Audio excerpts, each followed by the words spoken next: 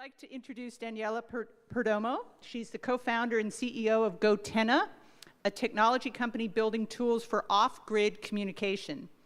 Their first product is a sleek yet rugged digital cognitive radio that pairs with any smartphone and enables users to send texts and locations on offline maps, even if there are no cell towers, Wi-Fi, or satellites available.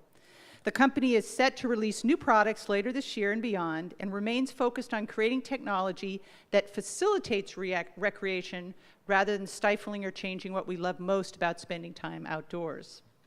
When I asked Daniela about her favorite outdoor experience, she said, "My most memorable outdoor experience was discovering Death Valley National Park. The combination of sand dunes and the lowest point in North America, Badwater Basin, was just surreal. The most beautiful, awe-inspiring national park I have ever been to." So I'd like to introduce to you Daniela, who's going to talk about how we integrate tech in outdoor recreation.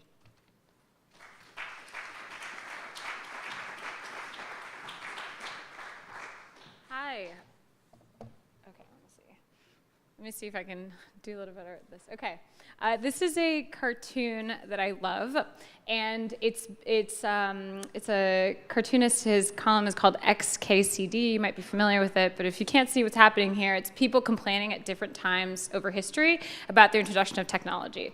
So before, people were complaining about people reading too much, then they were complaining about people reading the newspaper, then magazines are going down and you're defending it, and so on and so forth. And so, the introduction of technology, I think, has always been there's always detractors and there's always people who are really excited about it. And I'd love to talk a little bit about that and where that dovetails with recreation. All right. Technology has always been a part of our lives. Socrates himself was one of the people who complained about people reading too much, that by reading too much, we were not experiencing life. I don't think any parent would say that today. If their kid read too much, they'd probably be stoked. So just, goes to show, it's all relative. In some ways, I think that the tension between human beings and technology is very similar to the tension and the debate between technology and the outdoors. And let's look at this image. So many people will look at this photograph and marvel at how beautiful the view and the horizon is. But what we're also seeing is a marvel of technology. We're seeing lighting, mobile lighting. We're seeing on-demand shelter, and that allows the outdoor experience to actually continue way past when the sun goes down. But everyone sees their relationship to the outdoors rather differently. And so I'd like to, there's not that many of us here today, but get a little interactivity and ask you a few questions. Please raise your hand if you believe that people should be able to access national parks. Great. Keep your hands up. Those of you who had your hands up. How many of you believe they should be accessible by road? Got it. I think I had plumbing before, and it may have been lost, or maybe it's the next one. Plumbing. Keep your hands up. Okay. How about electricity? All right. How many of you believe that ATVs should be allowed in national parks? Less. How many of you believe national parks should have Wi-Fi? Interesting. Addicts. So every one of these questions have been, or in some cases still are, controversial to people.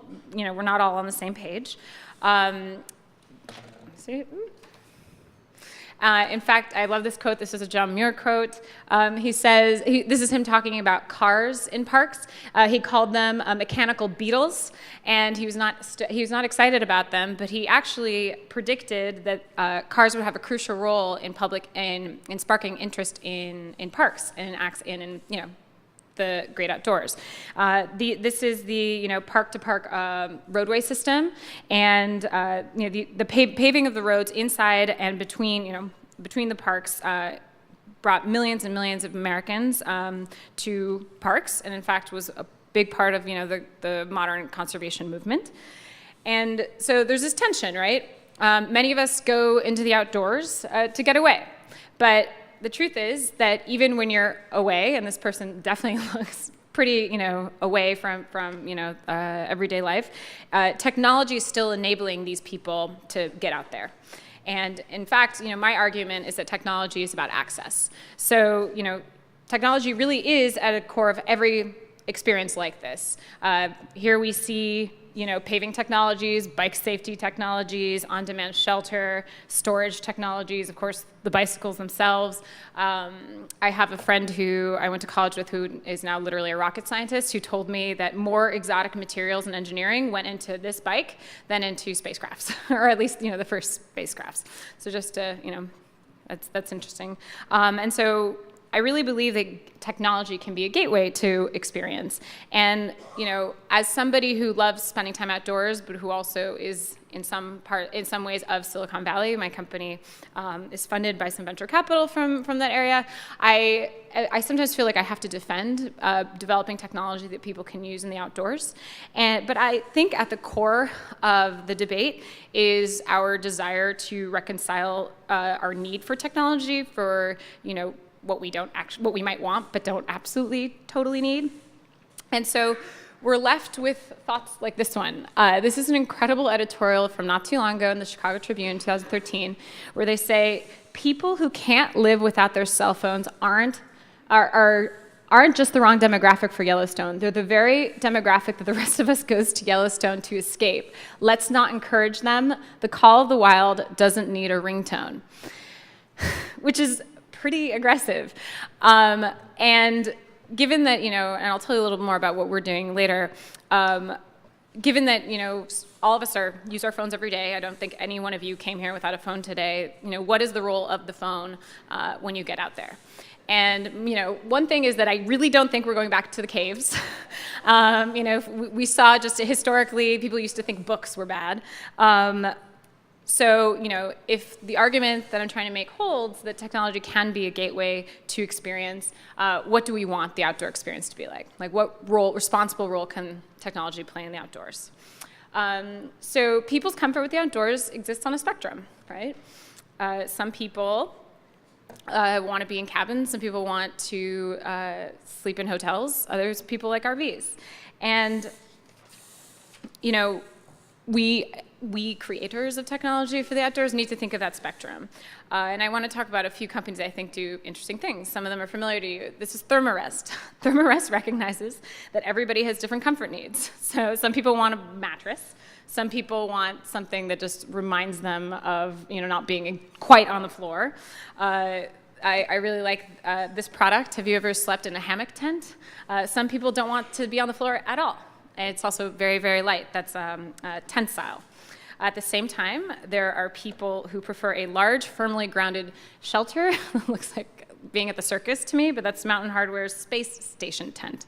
There's this other great company called BioLite that creates off-grid energy they started with a product that was a camp stove that also creates renewable energy through burning wood. So you put in some twigs, you can cook your food, but then you can also charge your phone or anything else with USB.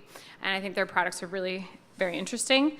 Very briefly, our product is this little device that pairs with your phone and allows you to communicate with anyone else who also has one up to many, many miles away. So you're able to send texts, locations on offline maps. We also use OpenStreetMaps data. And so you're able to stay connected with the people you're out adventuring with. So that's what we do. And very relevant to what Derek was just speaking about, when it comes to accessing the outdoors, we have to remember that there are some people for whom orienteering, this is their preferred method of getting out there. It's a compass and a map, or a receipt, as it may be. But for some, this is going to be the entry point, right? And for some, cooking in the outdoors, that's what that looks like. For others, it's going to look like that. And for others still, I've never done this. It looks like Donald Trump's house, but that's what spending time in the outdoors looks like. And what I think is, what we're all focused on is making sure that people access the outdoors. There are more and more of us, and the prior panel talked about this, who grow up in urban centers and who have no natural connection to the outdoors. If we can make the outdoors more comfortable, safe, and lower the barrier to entry, we are potentially connecting more and more people as stewards of the outdoors. And so, in my opinion, I guess, I just don't think there is that much of a tension. And some technology might seem more frivolous, and some technology might seem more practical. But in the end, if it gets more people out there, I'm for it. That's it. That's my story.